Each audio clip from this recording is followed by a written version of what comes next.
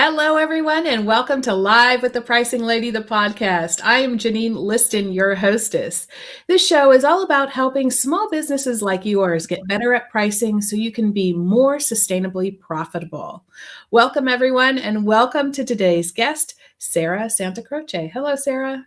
Hi, Janine. Thanks so much for having me. I'm excited for this conversation. Pricing is always like, my peeps are always like, "Oh, can we talk more about pricing?" So, Well, we're excited to have you here with us today, and welcome to everybody who is watching us, and those of you who are listening later. If you're watching live and you have questions, be sure to pop them in the chat. If we have time, we'll take a look at those and see if we can't get you some answers. So, Sarah, first of all, why don't we start with a few rapid fire questions? And the first one is, where are you joining us from today? I am in Switzerland, in the French part of Switzerland. So, like, same country as you, but I'm from the French part. Right. And you're from I'm originally from Bern. Yeah, originally From from Bern. Switzerland. Oh, I Yeah. thought you were from North America. How did I not already know that? Yeah. I'm just a copycat with accents, and so people usually assume that. But no, I'm grown Okay. grown up in Bern. That's so funny. You learn something new every day. Yeah. Okay, excellent. Okay. Here's another question for you. What is your superpower, professionally or personally, and how would you describe it? I think my superpower is is to help people love marketing again. I kind of look at it that way. If I feel like there's so many people come to me and they say, I hate marketing, and the humane marketing revolution, that's what this is all about, to make it humane and kind again. And so in a way, I feel like I help them love marketing again. Oh, Yeah. that's wonderful. Yeah, it's really easy to see how people have a sort of a love-hate relationship with it. And that's great when you can bring that joy back into doing it. I guess similar to pricing, right? It's like it's also a topic where people are like, I mean, these business topics are, not why people started their businesses No. generally. Unless you're a marketing professional, you didn't go into business to do marketing stuff. So these are kind of, the things that you need to do in order to have that thriving business, but not necessarily the places you want to be spending all your time. Exactly. Yeah, cool. So what's one interesting thing that most people don't know about you? Well, I guess the Switzerland thing, that's one of them. I do also speak 5 languages fluently. So I really kind of, when I think about my daily, interactions, some of them are in French, some of them are in English, some of them are in Italian, because I manage our Airbnb in Sicily. And then, when I speak to my parents, is in Swiss German. So I do really and I do feel like I become a different person, because if you remember, when you grow up with your home language, well, it's different than your business language, for example. So I feel like certain words, I don't know them in Swiss German. I kind of still use those childish words that I grew up with. So yeah, I do say that every now and then, but a lot of people seem to forget that I have this kind of multicultural background. Right. Oh, that's really interesting. I never thought I'd have the opportunity to really learn a second language, but it was actually one of the 3 main reasons I decided to come to Europe, to move to Switzerland when the opportunity came up, was to have that chance. And I always found it funny how people's personality changed depending on which language they were speaking. Yeah. I try to find a way to still be bubbly in German, but it's not necessarily what you would think of. No, it's not the bubbly language, that's for sure. I remember when a friend of mine, I went with her and her family to Zermatt one year for Christmas, and her brother and nephew were visiting from the US. And the whole time we were in Zermatt, they kept saying, ciao bella to everything that passed by. That was like their phrase. And I was like, hey, you're in Switzerland. Try to say that in German. And they're like, how would we say that? And I said, Guten Tag, schöne Frau. It's like, yeah, kill me now. I'd rather not say that. Doesn't Yeah. quite roll off the tongue in the same way. So Yeah. languages are interesting. Mhm. Excellent. Thank you for sharing that. Mhm. Last question before we get into the details is what value do you ultimately bring your clients? Mm. Um, we're going to talk about a specific offer in the pricing conversation, the Humane Marketing Circle. And I Mhm. really feel like with that offering, I bring community, which is part of my hippie upbringing. Maybe that comes up in that conversation, but I have a hippie upbringing. Uh-huh. And so community, and then knowing what works and sharing that with others and understanding from them also what works. So really this community aspect to doing business that we kind of lost over the last 10 Mhm. years or so. So that's what I feel like is the main value of the Humane Marketing Circle. Super. Excellent. I love to hear that. All right, Sarah. So I'd like to dig into your pricing journey a bit. So why don't Mhm. you go back to the beginning when you first started your business? What was that experience like for you when you first had to like come up with a price for something? Yeah, I'm sure you heard that a million times. It was just, super easy, la la la. We just, put a $2,000 price. No, obviously it was Mhm, really difficult. It was really, really difficult. Um, because most of us have some kind of corporate experience before mhm, that. And so we never had to put a price on something that we provide, right? Sometimes you have these conversations with people in a corporate setting. Um, they're like, oh yeah, that's going to be easy, I'm just going to use my daily rate. And you're like, yeah, it's not going to be that easy. It just isn't to mhm, ask for money and then actually understand the value that you're bringing to the table. And so when you ask me about the early days, oh my god, I was underpricing myself like really, really badly. mhm, I write about that in my Marketing Like We're Human book, like this experience of undervaluing and underpricing yourself that then kind of led to a burnout. mhm. Because I came with, and we all come with certain money stories in our Right. heads to business. And so for me, like I kind of quickly mentioned before, I grew up in a hippie communes, a small Mhm, hippie commune where community was a big piece, collaboration. um, it was kind of like like hippies were. It was not about capitalism, so money was not like the main driving mhm, thing. mhm, um, and so having to deal with money and now being in this business position where you have to ask for money mhm. was extremely difficult. What I wanted to do is just serve and be of service and yeah, kind of Yeah. create the community. And so I always went for the lowest price possible. I Mhm, thought that was a good pricing strategy, right? But then I ended up burning out because I ended up being so frustrated by mhm. not being able to actually have a business if I had these low prices. So Right. yeah, no, it was really, really difficult. I Mhm, remember like one thing I was pricing at like $7 or $17 for like, something that was like back in the days I had a LinkedIn consulting mhm. uh, agency that I grew, and something like valuable, like a LinkedIn profile review, I was charging $17 for it Yeah. because yeah, like out of lack of confidence, I think, as well. Yeah, that's how Well, you at the build. time, it felt right on some level, right? It felt like Maybe, something you yeah. could handle, but it wasn't necessarily feeding your business in the way that you wanted to. No. Yeah, Yeah, yeah. because I often talk about how, pricing is to profit like iron is to blood. So if you've Yeah, ever been iron deficient, then yeah, you know what I mean like that. So, it may have felt like the right thing at the time. However, it wasn't really feeding the health and the status of your business. Yeah. right. Yeah. So what changed things for you? How did you shift that?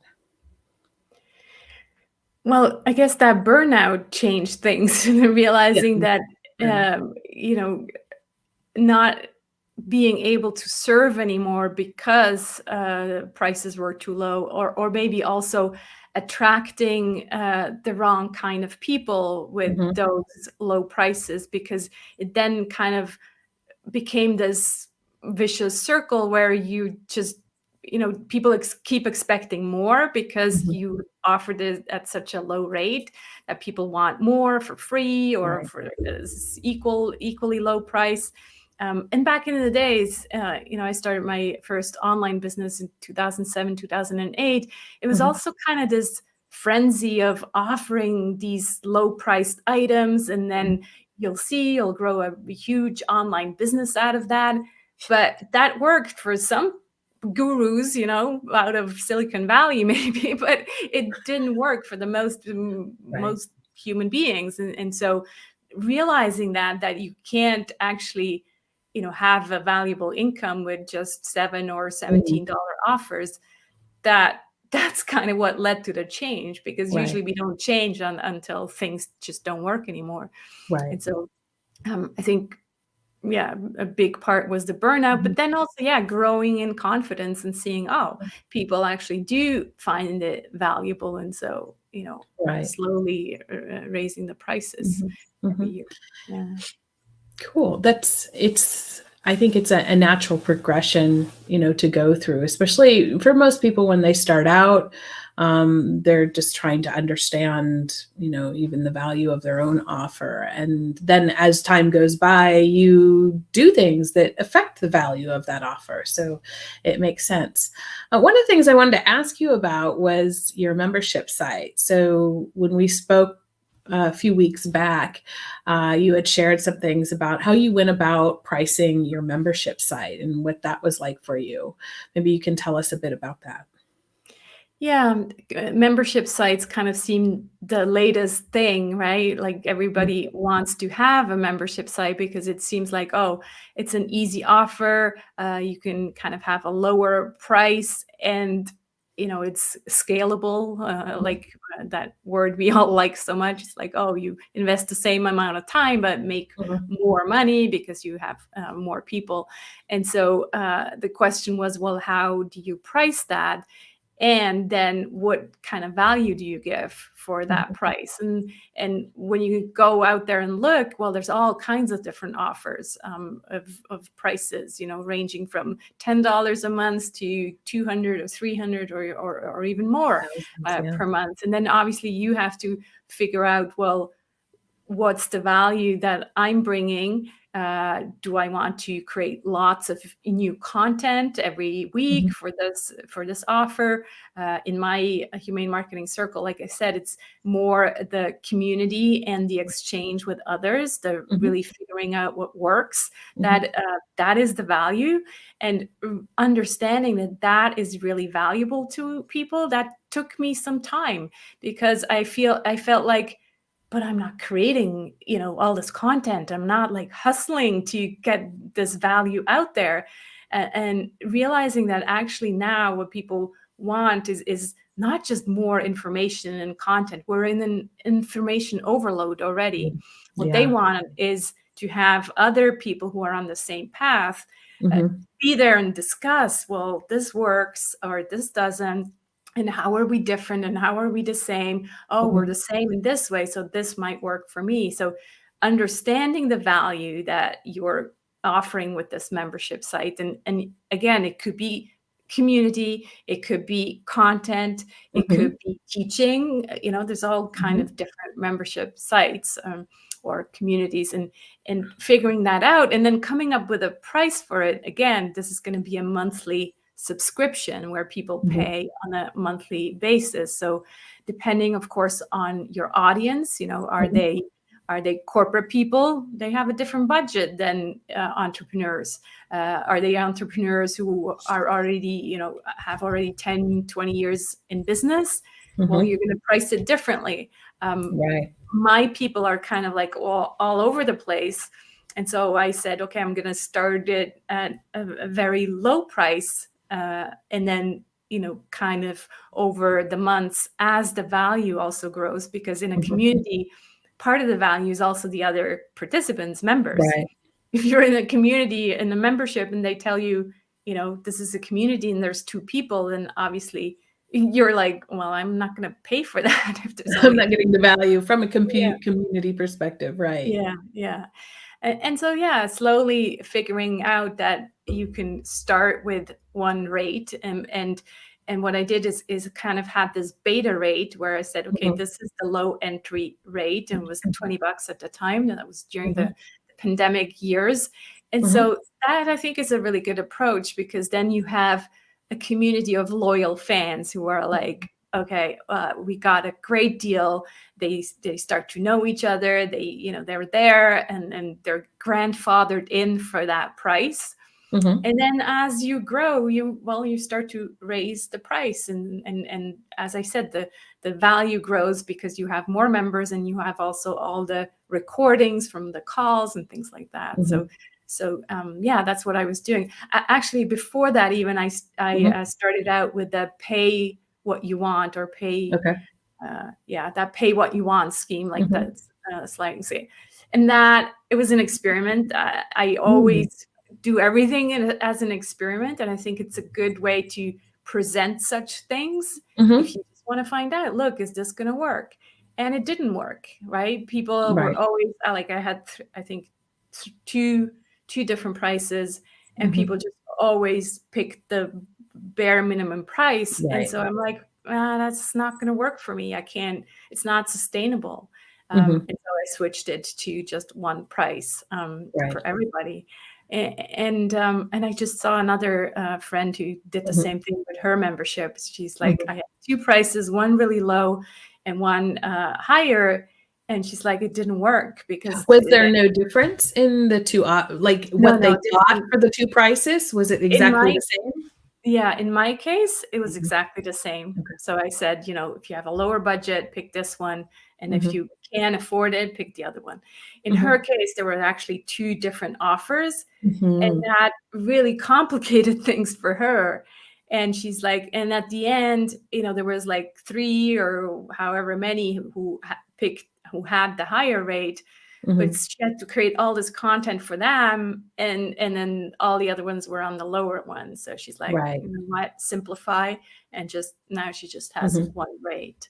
So Yeah. yeah, it's all these considerations to think of when you start out, but I think Mhm. it's a good idea to start with a lower rate for a membership and then kind of As you increase it. grow. Yeah. Mhm. Yeah. So if I summarize, so there were 3 things that you mentioned really influence or could drive the price. One was your intention behind the membership site. Is that the main thing you're selling? Is that a gateway to selling something else? So sort of that intention behind it, the Yeah. value that your clients get, and who you're targeting, your audience. Yeah. Those are kind of the 3 main things that drove how you chose to select your price. Is that correct? Did I miss something? Yeah. No, and yeah, I think you're right about the intention. Mhm. Is this and probably what I would add also is how much energy are you gonna have to put Mhm. into that, right? Mhm. Because when you hear some people talk about their membership sites or whatever, Right. they're like, again, it's this whole content creation, and they're like Mhm. hustling a lot for just that one offer. So Right. think about, how much do I want to put into Mhm. energy and work and hours into that Right. offer, and then reflect on how you're going to price it. Yeah. I mean, I've thought of starting a membership site in the past myself, but I was concerned about the amount of content that would need to be Yeah, fed to deliver it. And I guess you can, there's ranges of that. You can keep it very simple or make it much more complex, yeah, depending on what your audience really is looking for. exactly. But that I can imagine for a lot of people that it's easy to get caught up in kind of treating it like a social media channel and trying to just generate content for it all the time as well. Yeah, yeah. And there's kind of this mentality that you have to, right? That's what Yeah. people expect because they're paying a monthly fee. And what I've learned is like not necessarily, because Mhm. again, we're already all in this information overload. So Yeah. I think it's more about simplifying. And if you can build the community piece into it, Hmm. that right now is much more valuable to people than Right. more content Mhm. to consume. Yeah. Right. Not to get off tag pick, but I am curious, what do you use as a platform for that? Mhm. So I have a Kajabi website, Okay. Mhm. and just the recordings go in there, and then I have a simple Trello board actually for the Mm, communication between our members. okay. Just I didn't want to make it complicated, Right.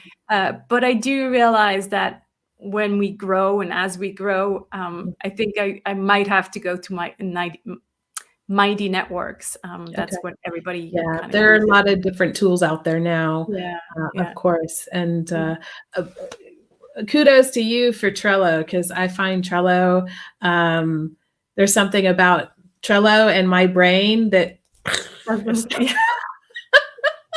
to me, it's It's completely so illogical, and yeah, I've tried it a few times, and I feel it makes me feel very incompetent. yeah, that's exactly, I think, Yeah. why we need to change, because I Mm, absolutely love it, and so do a mhm. few of the members. But Right. then there's the select few members who are like you. They're like, "I'm just not getting this." And I'm like, Yeah. "What's so different?" Like, maybe it must be the right brain, left brain thing, because it's a very right brain kinda tool. It's very visual. Um, Okay.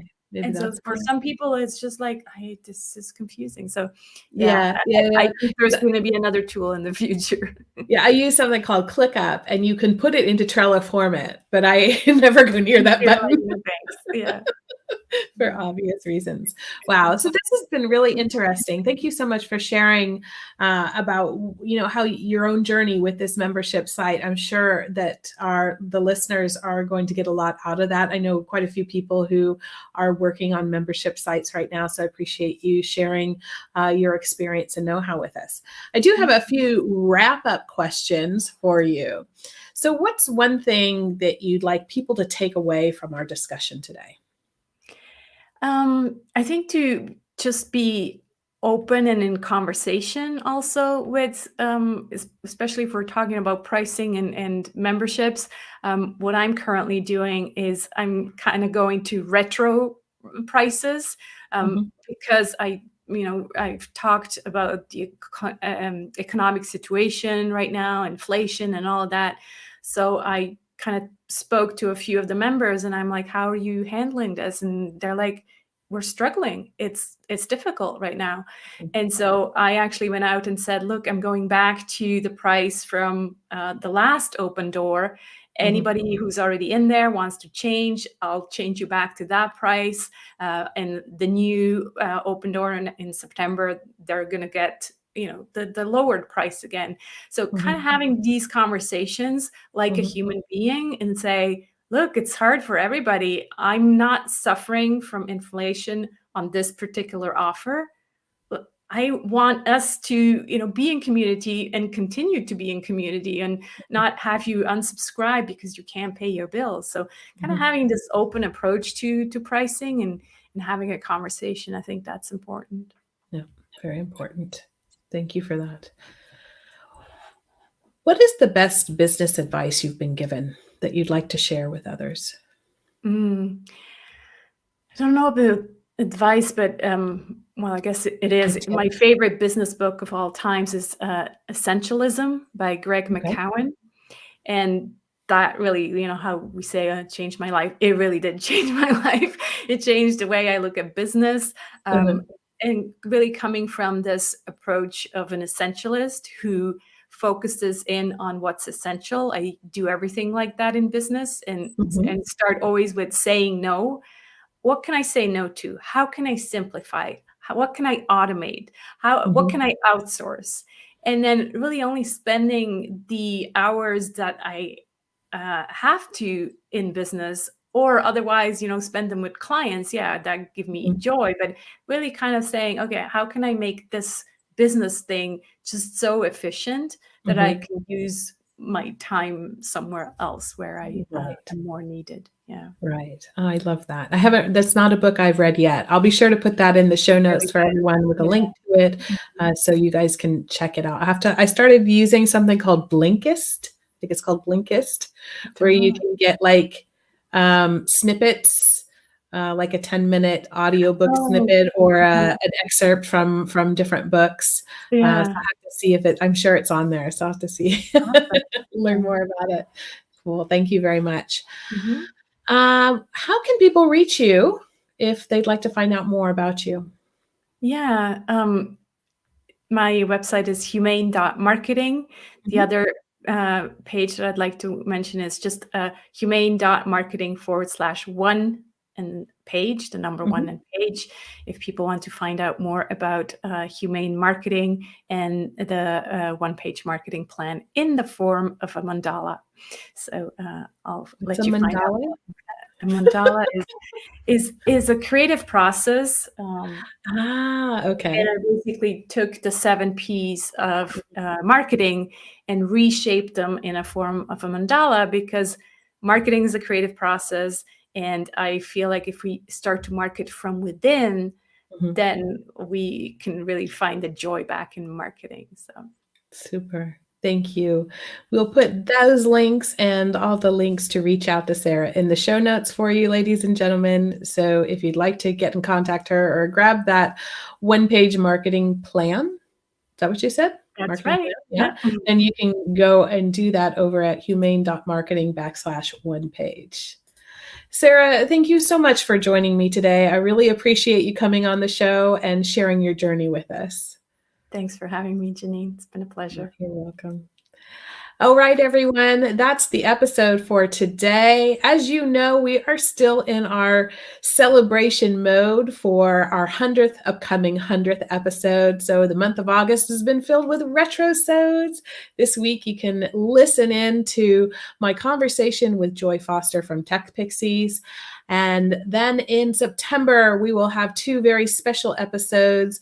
One will have some guests and some of you listeners on a panel discussion where we'll talk about your experience with the show. And then episode 100, we're going to turn the tables. And I've invited a special guest to come and interview me so that you can learn more about my own pricing experience, my journey with the podcast, and much more. So be sure to keep your ear out for that. If you'd like to be notified, you can head on over to thepricinglady.com and send me an email there, or grab my scorecard, and then you'll get on the list and you'll be notified when those things come out. I wish you all the best, everyone. Have a great day. And as always, enjoy pricing, everyone.